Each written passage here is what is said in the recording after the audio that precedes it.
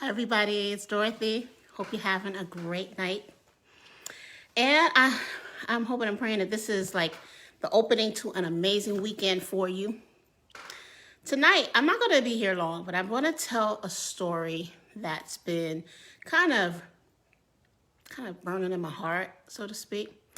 And I'm a person that has a lot of stories. I've lived through a lot of things well beyond my years. And I'm going to be telling these stories. I'm not going to leave the earth without telling these stories in any platform possible and writing stories. And I honestly believe, and a lot of people have told me my life could make one amazing movie. I believe that's going to come, but you can't do it all at once. So one story at a time. I have been listening this week to different ways and different modes of telling stories and writing stories. And so I started to think to myself, if I was to start with any story, what story would I tell? And actually for weeks, this one story has been in my mind. And I would call it a Whatchamacallit story about a sugar baby. So I live in Florida, but I grew up like a lot of Floridians in New York City. I was born in Brooklyn, New York. And I lived there till I was about 11 or so, probably just barely 12, probably 11 or so. And I was raised at that time with a mother that, unbeknownst to other people, battled with schizophrenia. And that alone should tell you that I've got tons of stories. When I look back, there's a lot of things that shouldn't have happened, a lot of things that I lived through and survived, but by the grace of God. And when you're a child and you grow up in situations like that, you don't tell those things. Those are things that you keep inside because no matter how crazy it may be, no matter how dysfunctional it may be, it's your normal. On the other hand, there were people around me who could see certain things and for different reasons chose not to say anything. But God's touched my heart. God has healed me, delivered me. And I don't have any ought against people because, I only have my vision of things. God has been so great to me. But one story stands out to me. I know you probably saw, or you will see, a picture that I posted earlier. And in that picture, I had, let's see if I can show you. I had 4 quarters. I had sugar babies. And I had a Whatchamacallit bar. Now, I don't know if everybody watching me has ever grew up on this. This was the stuff. My mother didn't raise me to have those type of things. She was very health conscious about juicing, and I knew about every vitamin and this alphabetical name before I probably knew my alphabet. Okay, so that's the way I was raised. But I was also raised to be extremely independent.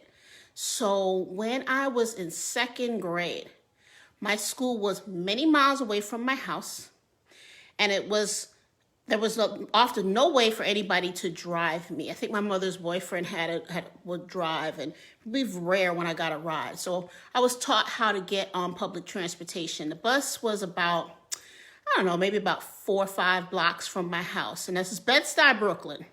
Looking back at this should never have been, but yet it was. Okay. Hi there, whoever's joined me. Hi, I'm happy to have you. So every morning I would get up in the morning and I would walk to this bus stop. Now, it didn't bother me at that time because I was very used to it, because my whole 1st grade year, I had been taught how to get myself up. I was the only one in the house, how to make toast, how to make breakfast, how to pack lunch, how to put on my house key on a yarn ribbon around my neck and put it in my clothes and walk to school. So now I've graduated from 1st grade walking to school to 3rd grade walking to a bus stop and riding the bus. At that time, we're going to say it was probably about 1978, 1979. Hi, Gordon. And the bus fare or mass transit fare at that time in New York City was 50 cents. So every day, someone, whether it be the night before or that morning, would stop by and give me $1. Sometimes it would be $1. Hey. Sometimes they would give me $1 in paper form. And I would always get frustrated because you couldn't make change on the bus. My mother would say, all you have to do is stop in the store and ask them to give you change. Now remember, she's talking to a 6-year-old, but I don't want anybody to harbor any thoughts against her because remember, my mother was battling things that nobody knew. But nevertheless, I started to learn that when I went in the store, that they had an attitude about giving me change. They wanted me to buy something. So that started my love affair with candy.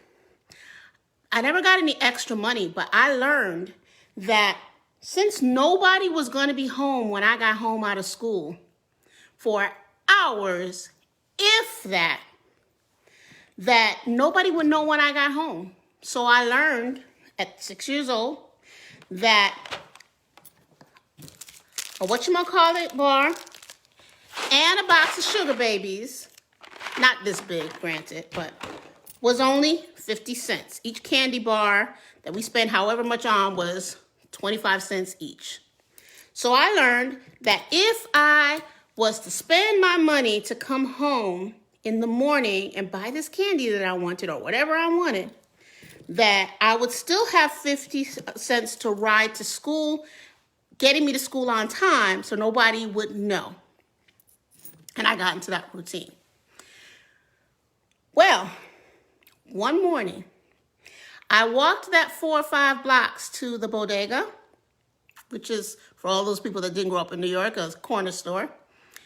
And I walked in, and it was crowded. People going to get their New York City breakfast, their butter rolls, their coffee, whatever it was they wanted, their newspapers. And I'm standing on the line. And as I'm standing on the line waiting to pay for my candy, a street cleaner vehicle. Now, I don't know, where I live, I've never seen one of these things. Maybe people that live in big cities would relate to what I'm talking about. A street cleaner vehicle is a high-sitting vehicle. The closest that I could think about to explain it to you, it might be something like a construction vehicle. And it was high up. It was triangular in the front. And it had wheels underneath, brushes. And it dispensed water, fluid, soap. And they used this to drive down the streets and give the streets a cleaning. So they would have alternate side of the street parking. That's another side note there. So that one day you were only allowed to park on one side of the street in New York City, and the other day you could park on the other side of the street. And they did this so that at some point during the week, each side of the street could be cleaned more than once. Well, this particular day, I guess it must have been their day to clean the side of the street that the store was on. The side of the street the store was on was also right in front of my bus stop to get to school. And as I'm standing there in line, this street cleaner jumps the curb, crashes directly into the store, and wrecks the store. Immediately, lights come crashing down, scaffolding, ceiling, displays come down. My entire 6 or 7 years of life flashed in front of my eyes at that moment. In my little heart and mind, I knew I was going to die. And everybody, of course, is in panic. Everybody in the store is scared. And all I could think to do, if you've ever heard of fight or flight, the only thing I could think to do was run, just run. And I got out the store, pushed past whoever was around me, and once I got out the store, it hit me that I lost all my money. I lost the money to get to school. I lost the money to get back from school. The whole entire dollar gone. And I didn't have my candy, okay? But that was the last thing I should have done. I I should have stayed right there in that spot. I had just been a victim of an accident. Everybody else in their adult mentality had it in their mind that they were going to stay right there because they were going to sue and they were going to get some money from the city, probably, for the store, who knows, whatever they were going to try to do. But my mind didn't work like that. I ran. I don't even know for sure if some of the aches and pains that I have now at my age don't have something to do with that day. But I ran for the hills. Why? Because I was afraid.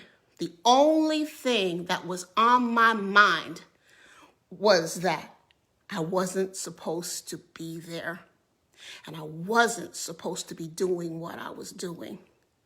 So in my heart and mind, I had no right to complain or talk or seek help.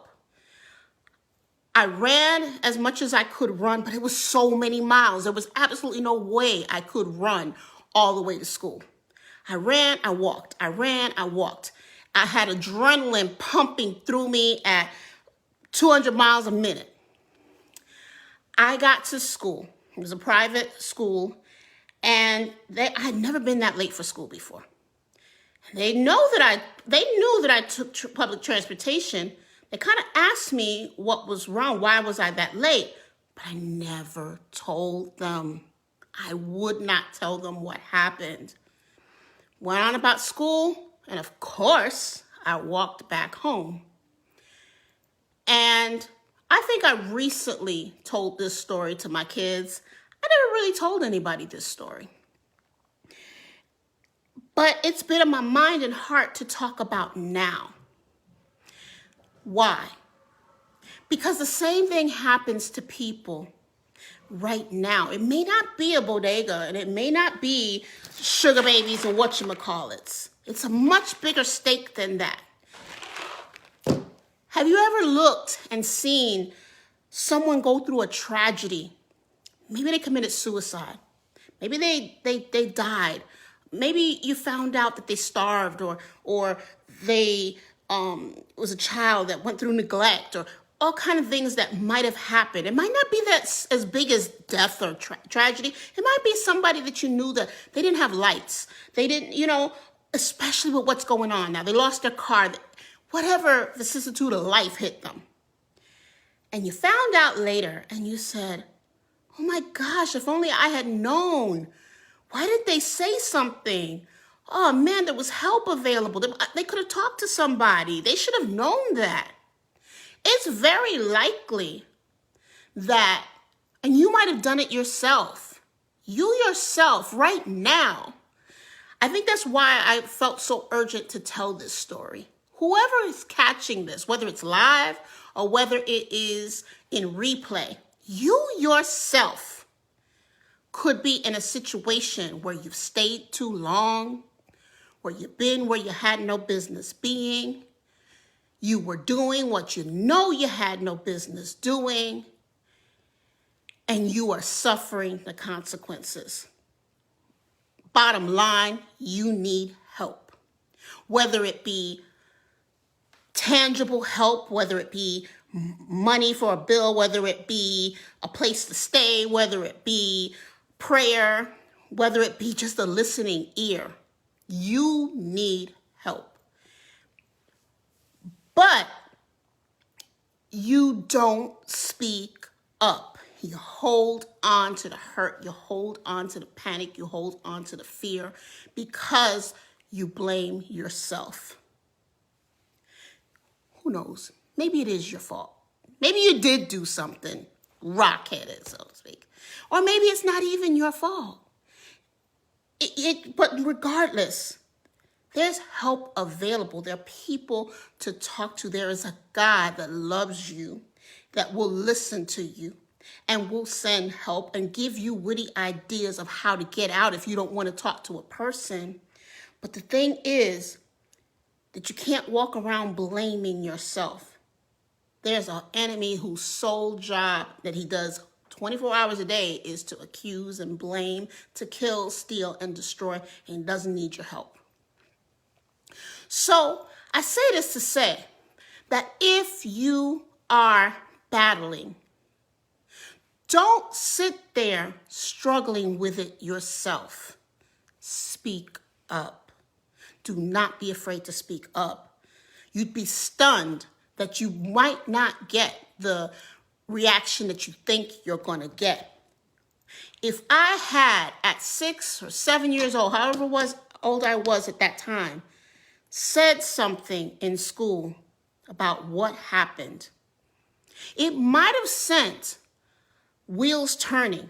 It could have gone a lot of ways. It could have been where I might have gotten taken out of that situation that I shouldn't have been living in. That wasn't my fault, but nevertheless, wheels would have been turning and the right noses might have gotten in the situation. That's one way it could have gone. Or it could have turned things to where I never had to ride that bus again. Or it might have turned things to where I got medical help that I needed, But I know one thing for sure. Nobody was going to blame me and hold me responsible at 6 years old for being in that accident in the way that I thought it was. But I needed to speak. And I should have stayed right where I was, stood still, received help. And I don't blame myself about it. That's my 6-year-old self. I'm way older than that, with my own kids older than that. But I say this to you. I'm going to come back and post on here different numbers. And I know that all the numbers that I might find might not suit your situation of wherever you live. But I'm going to find as many national type numbers as I can find and local type numbers. And I want you to use it if you need it. Also, if God has put somebody in your heart and your mind, this person keeps coming up in your mind, it's for a reason. Call them, check on them, send them a message, pray for them, forgive them. Sometimes people don't say they need help because they're afraid that a grudge is being held against them. Who knows what craziness it is? It could be somebody that knows you could possibly be the answer to their prayer, but they won't come because maybe you and them held different political stance during election season, and they won't come. Or it could be different religious stance, or maybe y'all had an argument or falling out years ago. All of that wouldn't matter if you woke up and found out that that person was gone. They took their last breath or they took their life. It wouldn't matter anymore. So I'm being obedient and I'm telling this story. Sweet, short story, or sweet, short, whatchamacallit story about a sugar baby. All the sugar babies in your life, reach out to them, show them care, show them love. Let them know. If you're in doubt, even if they say nothing's wrong, if you're in doubt, even people that you don't think anything's wrong, let them know.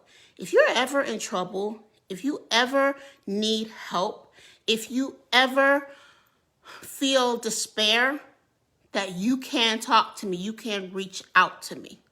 Let them know this.